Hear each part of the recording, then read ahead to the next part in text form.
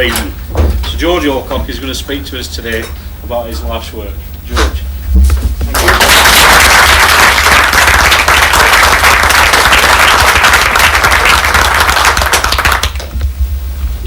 Before I start talking about the work that I've done at Peterborough, I think I ought to mention the fact that when TA was founded in 1964, I was one of the few people who supported Jim Muirden.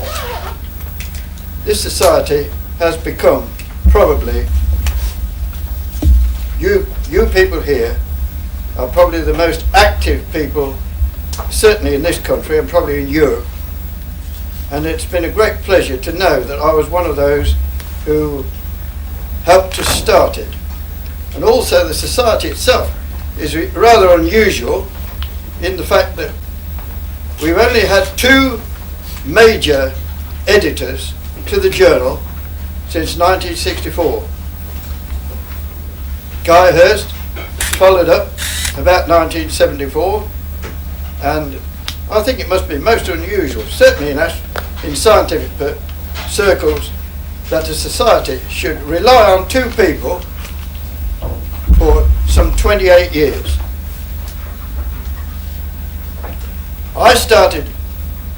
My interest in astronomy started around 1920, and I was interested in the last speaker's beautiful photographs of the total eclipse of the sun.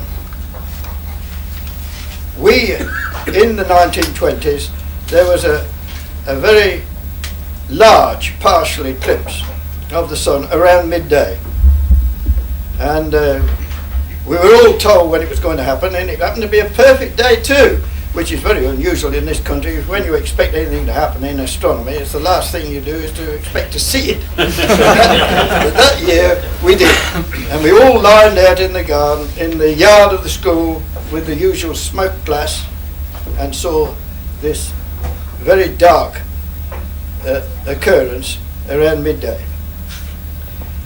That was in 1920, which I suppose that makes me a little bit older than most of the audience here this afternoon.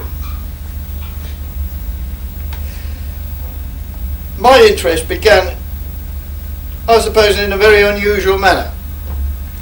My father had a Pear's Encyclopedia and a 1 1/4 inch telescope, just a little bit larger than Galileo's telescope, which I used in my first years in astronomy. The Pear's Encyclopedia had in the cover a planisphere, a small 5-inch planisphere, and it's interesting that my friend Roy Panther, which I suppose I could say my partner in crime, has been given a Pear's Encyclopedia of the same date. Mine, of course, fell to pieces years and years ago. Like a lot of the star atlases I use, they're all collapsed and gone, and I suppose the present one is also beginning to get a bit creased up as well. In 1921 there was a flash flood at Louth, when a violent thunderstorm drowned about 16 people as the water rushed down off the Lincolnshire walls, and that started my interest in meteorology. In 1926 I was given the chance to use a 2-inch telescope by my Sunday school teacher, and I used that telescope for about 3 or 4 years, and I was able to see the first sunspot maximum in 1926 with this telescope. In 1929 I was given the use of a 4-inch Cook refractor. A person who owned some of the brickyards around Peterborough had this in his bottom of his garden, which he hardly ever used, and one day the boy living next door to me, whose parents were very friendly with his family, said, would I like to go and look through his telescope? Well, of course, I'd never seen a telescope of any of that size before in my life, so of course I went down. Of course we went down on a night when it rained and rained and rained, and we didn't see anything through the telescope that night. But before I left, he handed me the key to this observatory and said I could use it whenever I liked. That was about 1928-29.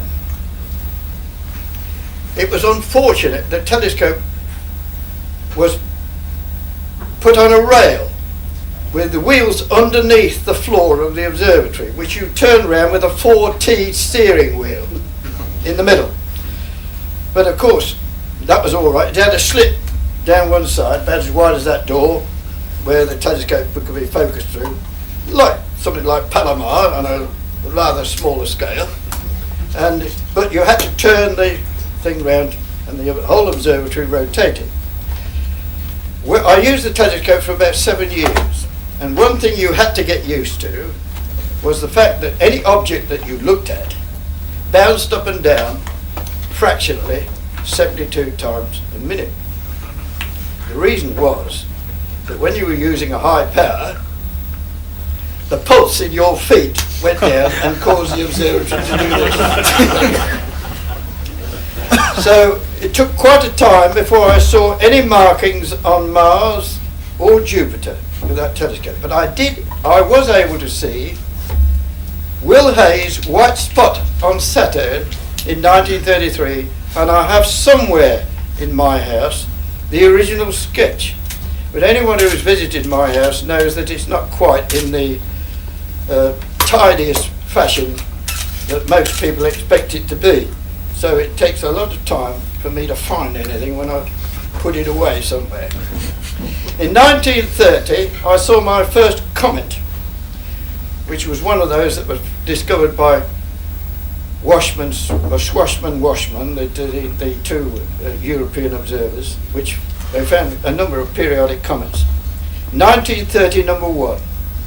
And Roy Panther, when we looked through the records in the book that's produced on comets, we found that it is marked, and it was 1931. I saw it in Triangulum.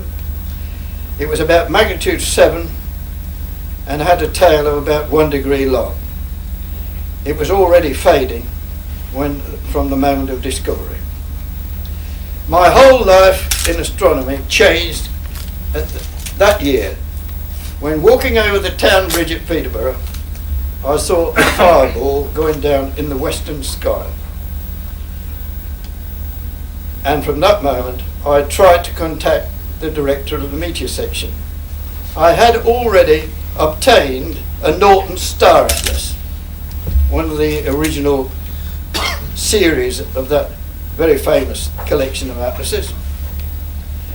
And so when eventually the director of the meteor section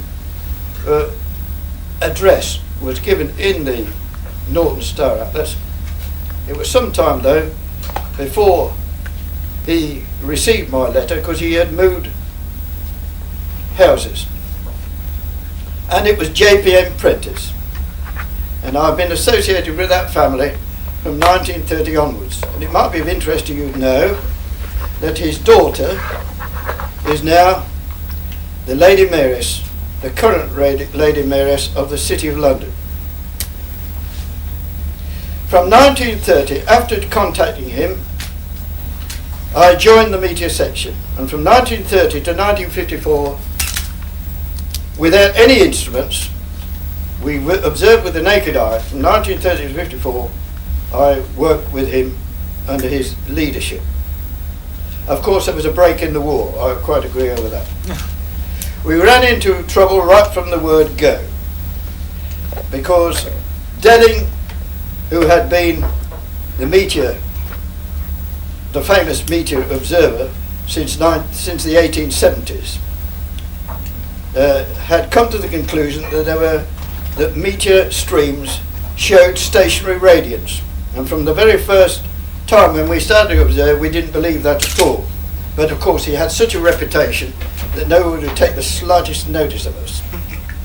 And then Harlow Shapley, the great American, decided to go in the Arizona desert to see if they could determine meteor speeds, whether they were hyperbolic, that is those that come from interstellar space, or whether they were parabolic or elliptical, and they would then be part of debris going around the sun in our solar system. We had come to the conclusion early on that our accordances showed us that about 90% of the meteors that we recorded were moving in parabolic or elliptical velocities, which was entirely contrary to the findings that Harlow Shapley made in the Arizona desert in 1933-34. Well, they got as much data in a couple of nights as we probably got in a month or even more. And if they did a week's observing, they got so much data that we didn't even get that much in a year because of the weather in this country. We did not observe meteors for the purpose of just recording the numbers or the magnitudes. We tried to determine the duration and the track of the meteors so that we could work out the radiance and the streams which they were involved with. So it was a very complicated business. We required 3 stars at least to give the direction. The only thing about it was, of course, that it was cheap. All we had was a string which we held tight away from the eye, and we moved it. And the moment we saw the meteor, we placed the string along the track. Of course, it had disappeared because most meteors only lasted about 3/4 of a second. So it was a very, very fast business that we had to use. We had to get the alignment, that is, we used at least 3 stars, sometimes 5, and then we had to work out the beginning, and we had to have some method of getting the beginning within half a degree or 3/4 of a degree. And just before the beginning of the Second World War, Dr. J.G. Porter, who used to give some very, very interesting monthly talks on the radio, he spent a considerable amount of time working out our results, and he proved that our work was satisfactory. At least it was accurate enough to prove the points that we were trying to work out. But with the Arizona crowd getting all that data, once again, our speeds and that, nobody would listen to us, and we were forgotten, more or less forgotten. In fact, since the war, an article has been produced in a scientific magazine on meteor astronomy in Europe, and the period, our work from 1930 to 1954 was not even mentioned. So you know what I feel about that lot. Now, the fireball had started me off on meteor work. I went to the first meeting of the BAA meteor section, and the BAA used to have their meetings at Sion College on Victoria Embankment next to Blackfriars Bridge. And the very first meeting I attended, we stood in silence because W.F. Denning had died a few weeks before. In the corner of the room, during the break, was a little lady about 5 feet 1 inch tall, an elderly lady, who whispered to me, "Come and see me, I want a word with you," in the corner of the room. And she said to me, "You are going to take the place of W.F. Denning." And so it has proved to be, really, because he discovered a nova and 5 comets, and I've discovered more novae, but several comets like he did. Now that was Miss Grace Cook. Of course, I didn't know at the time how old she was, but she was in her 90s then, and she lived to be 100. And it was her that not only encouraged me at the start, but she had already 12 or 13 years before started Prentice on his interest in meteors, because he lived almost on the other side of the street from where she lived in Stowmarket. So there's those sort of things you don't forget, do you? I went along to a BAA meeting in 1933, and the Astronomer Royal came up to me.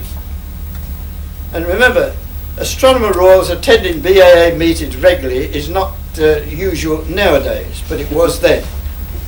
And it was Sir Frank Dyson. He came up to me and slapped me on the back. He said, "Boy, you already know the sky better than I do." Another thing, you never forget when you're a young man and starting out, why did we do meteor work? We did it because it was something that they did not know very much about. We hadn't got any real data on accordances. And during the period before the war, when about 200 or 300 accordances had been recorded in Denning's time, we got over 800 between 1932 and 1939. And of course we started again when I returned after the war. The section started again with several members, one or two are present here, who formed a small nucleus, which, I mean, before the war there was only 2 or 3 of us all the time, but after the war, for a short time, until we realised that the Jodrell Bank people with their equipment were getting stuff not only in fine weather like us, but in bad weather as well.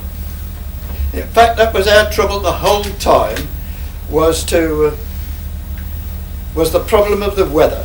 In fact, we realise now that the weather in this country was not sufficiently good to be able to do what we set out to do in the first instance. It was always against us. I was a teacher, part-time in those days, because teachers were very difficult to get a job in those days. It took me 5 years to get a permanent job. But I was going from one school to another on supply. And when I look back and think that we had to spend at least 4 hours a night to make the observing sufficiently worthwhile, 5 hours was better, and if there was any real activity, we went on for 6 hours. Well, Mr. Prentice, he was a solicitor of his own business.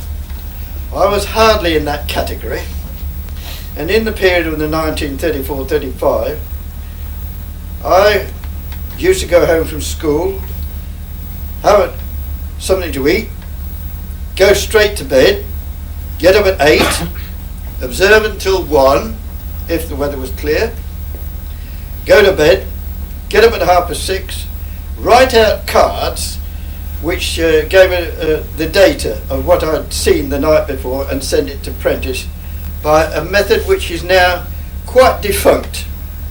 The post office had a system in those days, an express letter system. Of course, a postcard was in the same way.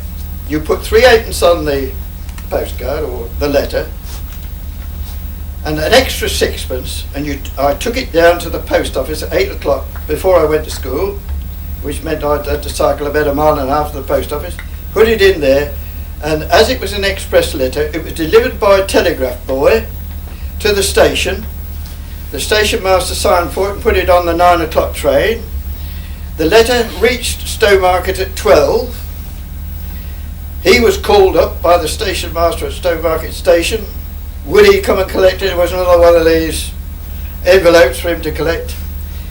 He collected it, read it, put the answer in, and a similar express letter reached me at 5 o'clock every day when I sent one. We used to send them about 3 times a week. And by that method, not only did I see what he had done the night before, but also whether his weather was good or bad. And it meant, of course, that if the weather was bad at each one of these stations, 70 miles apart, it meant that it was a washout. Well, it was all right for him, but I had a class in those days, the unbelievable classes, my class was varied from 55 to 70. I had 72 in one class. That was the largest class I ever had. It was a school with very large rooms. But when I think now that when I went back the next morning to school and had a class of 70 to face, you didn't have to look half asleep, did you, at that time? And I wonder now how we ever managed to do it. Then came the war service in 1940. But before the war, of course, in those letters, in those notes which I sent to Prentice, I tried to begin to forecast the weather. Well, there was no system like we've got today, forecasting the weather. There was just a peremptory note at the end of the news item to say it was either going to be fine or rain or something like that, but not much else. So I had to try and forecast the weather for the previous couple of nights. That's where my weather experience, meteorological experience, really started. So that before the war, before the Second World War, I was also sending weather observations to the Met Office as a standard station. So that when the war started, I expected I'd be able to get into the Met Office. But no, of course not. They didn't want anybody that knew anything about the subject. They put you in something else entirely different. Unfortunately for me, they put me in signals. And I went in the RAF as a wireless operator. And we took a very severe course, first at Blackpool in Woolworths, and then down at Compton Bassett in Wiltshire. And by the time I passed out as a wireless operator, I could take Morse at 150 figures or letters a minute. And that came in later on, after the war. I retained this after the war until 1975. Now,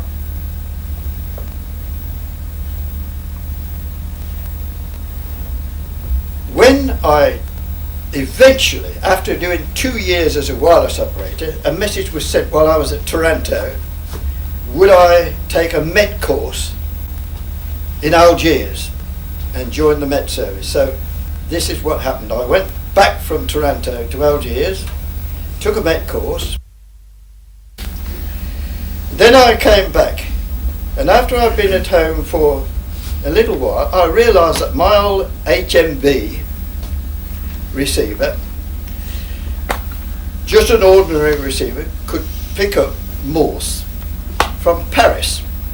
And so I started to take Morse again and plot my own maps at home for the weather. And I've been doing that more or less from 1947 to 1975.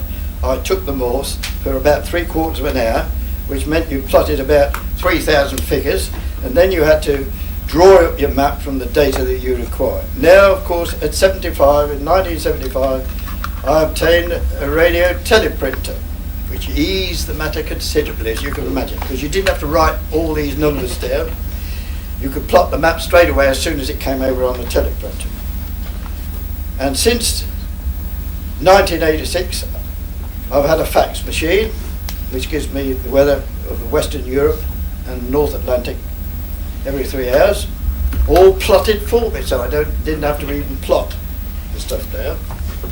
And then in 1990, I took an apparatus to obtain satellite pictures of this hemisphere right down to the Antarctic and right up to the North Pole.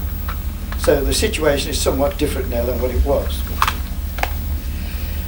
Now, we realised in 1950 that the people at Jodrell Bank were getting stuff night and day, no matter what weather.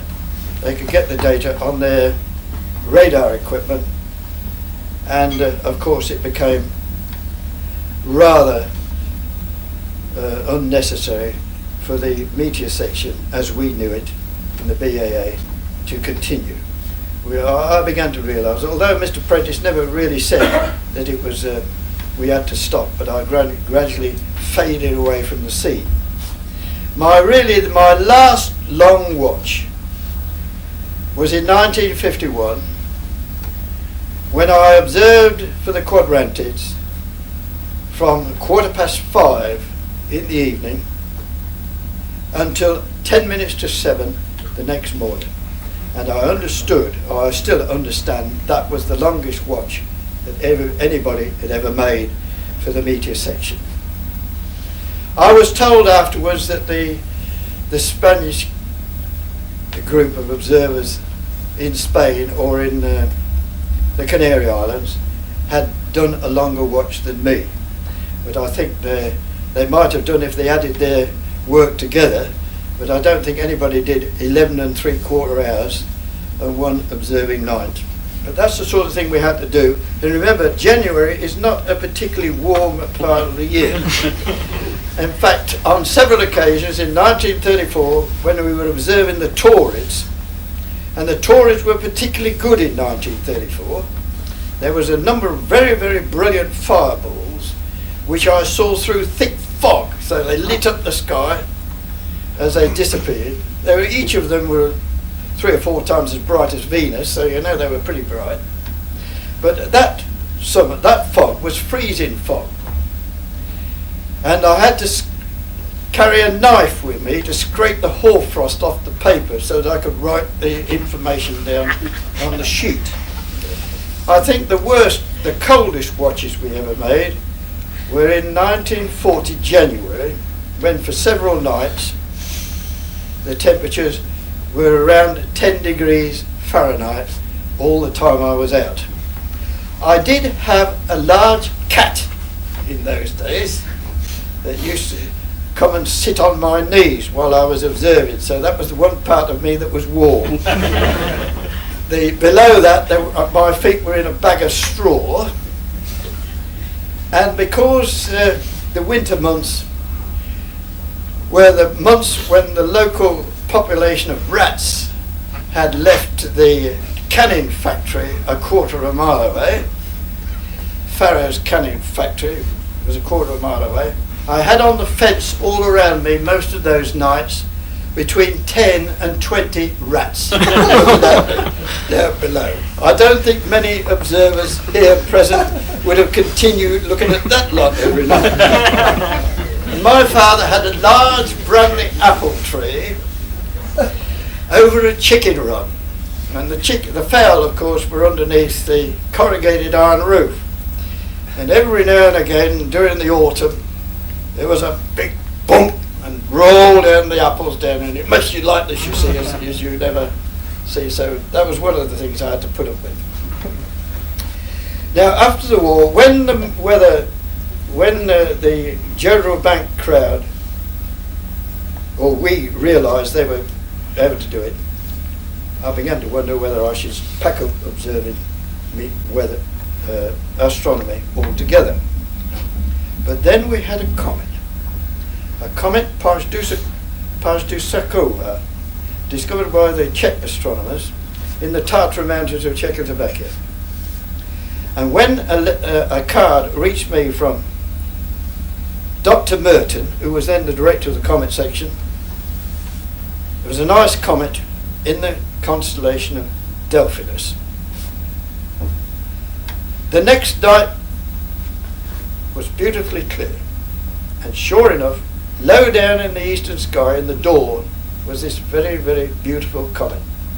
It looked like a very large comet in the telescope, but of course with the eye it was only a very small object, but in the telescope, in the 4-inch refractor, it was a very beautiful comet with a very rich, bright tail. And I realised, had I started to search for comets, that would have been a sitting duck. But of course I hadn't. No one had discovered a comet in this country since Denning in 1994. That was the last comet that had been found in this country. And it began to worry. There was a possibility that perhaps I might take up comet sweeping instead of meteor work.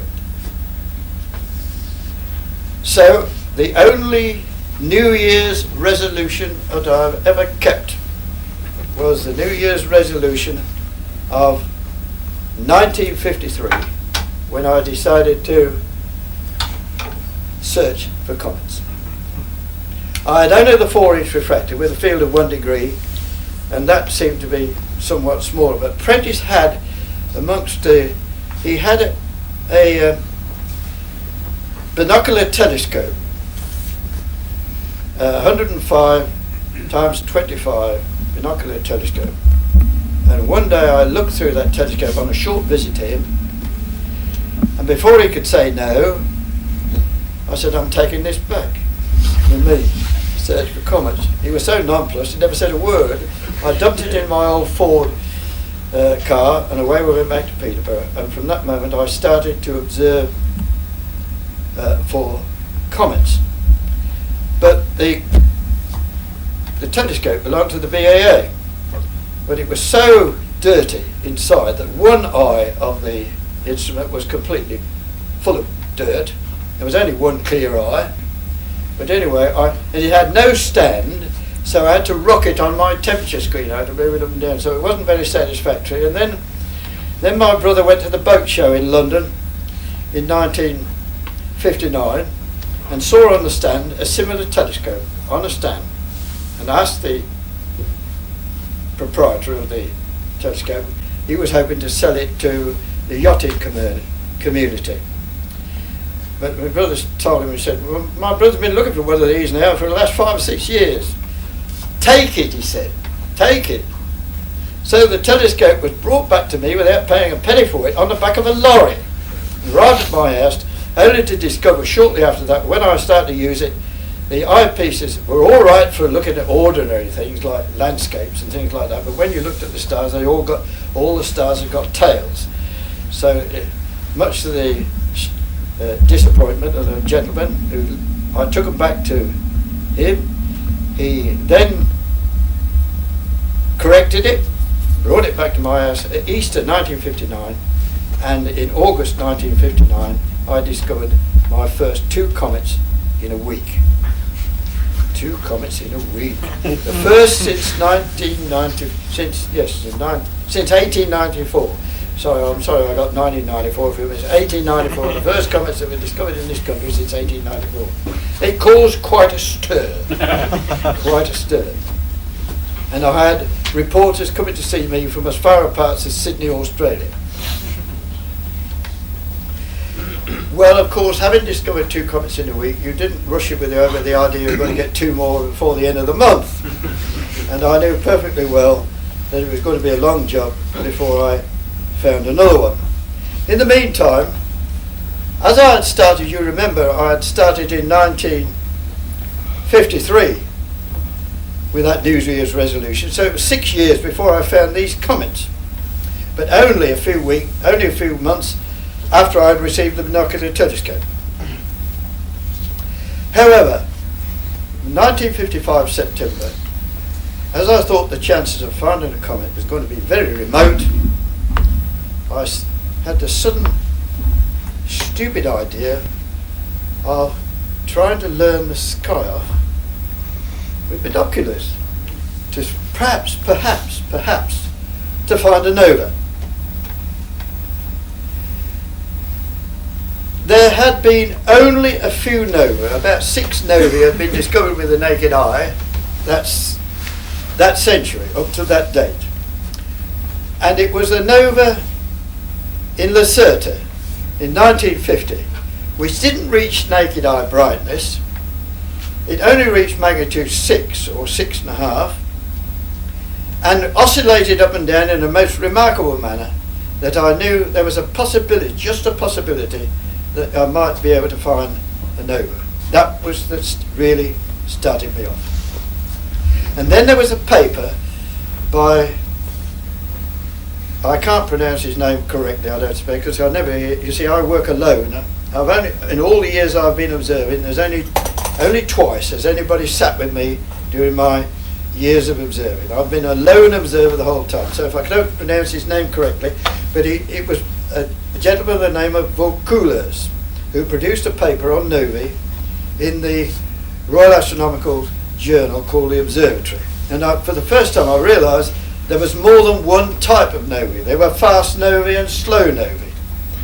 And this also encouraged me to carry on.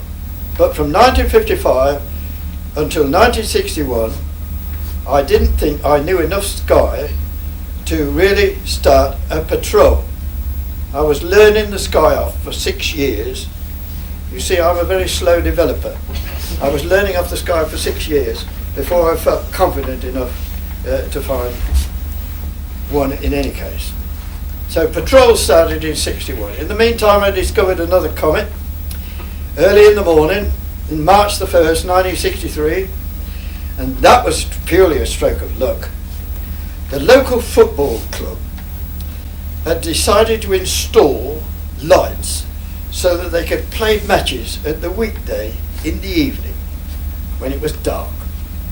And that night they put the lights on for the first time. So I thought, well, this is stupid. Although they were 2 or 3 miles away from me, the glow, which I thought was awful in those days, but of course it isn't now, I decided to, instead of observing in the evening, I went straight to bed and got up about 3 in the morning, and sure enough, I found this next comet in Cygnus, rising in Cygnus in the east that morning. I would never have got it if it hadn't been for the local football club putting their lights on. So I suppose they really ought to claim that one. 1965, I got the number 4, and it recorded so much interest in the BAA that the meeting after the discovery, nothing had happened until the last minute of the meeting, when a gentleman named Baxter, Mr. Baxter, who was a solar observer, you remember, did a lot of photographs on solar observer, said, just as the meeting was about to close, is it true that George Alcock has just discovered a comet? The answer was yes, and the meeting closed. So that was my fault. Now in 1967,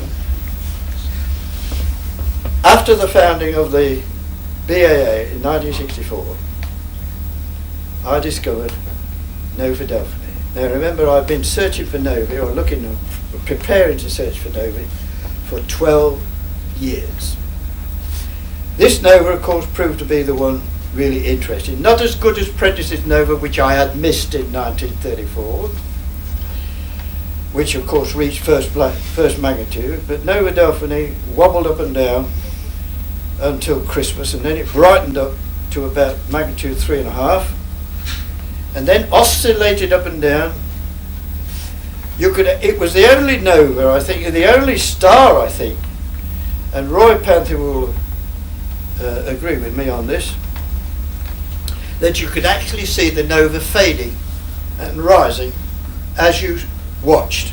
The oscillations were so great you could actually see it fading and then coming up again.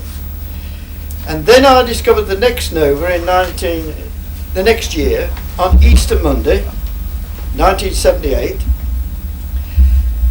and Nova Delphini was still visible to the naked eye.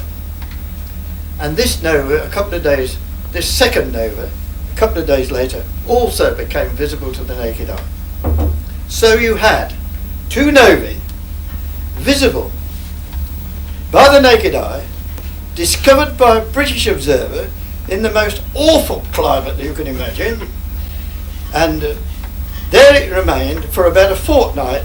Both novae could be seen with the naked eye, and yet I don't remember ever anybody showing an amazing interest in the subject when it occurred, when the subject was brought up at the BAA meetings.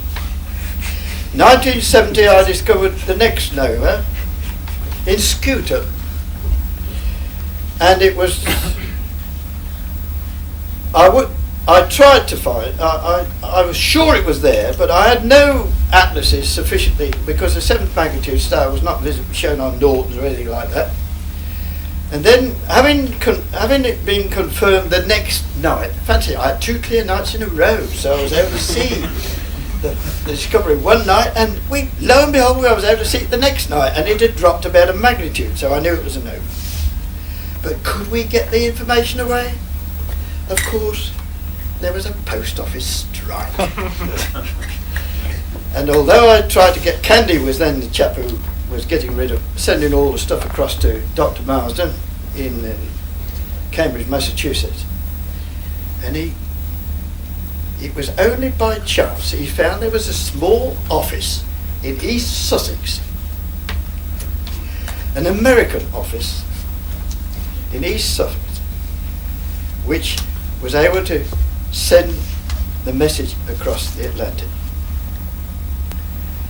And suddenly I've forgotten the name of what it is, but you know what it was. It was the company that used to run the stage coaches across the United States. Wells Fargo, right. So I'd imagine Marsden seeing the stagecoach right Cambridge, Massachusetts, with the observation that a nova had been discovered by George Alcock. It also, the next nova I found was in 76, and there were 2 or 3 gentlemen from Cambridge which were at that time using the 100-inch telescope that's near San Francisco, the big observatory on the hills above San Francisco. And of course the message came through that a nova had been discovered, and when you're working with a large telescope, you know, you don't want to stop when you've got a whole program time. So they were rather annoyed that they had to take the plate out and put another one in to check whether this nova did. Oh, well, they wanted a spectrum, I suppose, of it as well, to see if it was a nova indeed. And when the chaps said, "Well, who discovered this nova?" So they said, "Oh, a chap called George Alcock at Peterborough, England." And they knew about me, you see, so then. Well, since the period of 90, I'm going on too long, I'm watching the clock very carefully, I should shut up in a minute. Since the period of discovery of Nova Vulpeculae, I had missed several novae, probably owing to the weather, but the one that really did annoy me was the one that appeared near SS Cygni in about 1980. Well, somewhere, you know, you can look it up, it's marked in the maps anyway. Now, I missed that one, when of course that should have been a sitting duck. How I missed that one I don't know, but all the other ones I'm sure I missed because of the weather. But of course, you never know that when you're never able to cover the whole sky as you think you have done. I mean, recently I've been doing some nova sweeping, and I've gone back the next night and thought, I didn't look at that bit last night. It might have been there, you see. Because I don't just cover the galactic equator fields, I cover at least 45 degrees on each side of the galactic equator, and my one disappointment to date is that I have not found a nova some distance away from the galactic equator, because I'm sure they do exist. In fact, some have been found. In fact, one nova has been found not far from the pole star.